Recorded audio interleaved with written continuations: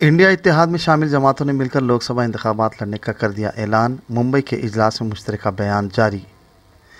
Opposition इत्तेहाद India के इजलास के दूसरे दिन इख्तितामी सेशन में अपोजिशन लीडरों ने एक मुश्तरका बयान जारी करते हुए 2024 ईस्वी के लोकसभा इंतखाबात जहां तक मुमकिन हो मिलकर लड़ने का ऐलान किया। बयान में मज़ीद कहा कि मुख्तलिफ रियासतों में इत्तेहाद में शामिल 28 जमातों के दरमियान सीटों की तकसीम का इंतज़ाम जल्द ही शुरू हो जाएगा और उसे देने और लेने के बाहमी ताउन के साथ अंजाम दिया जाएगा।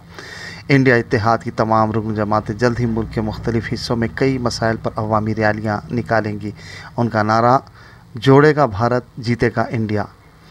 एक 14 रुकनी कोऑर्डिनेशन कमेटी भी तश्कील दी गई है जिसमें senior leader Sharad Pawar, K C. Venugopal, M.K. Stalin, Hemant Soren, Abhishek Banerjee, Sanjay Raut, Tejashwi Yadav और दीगर भी शामिल हैं।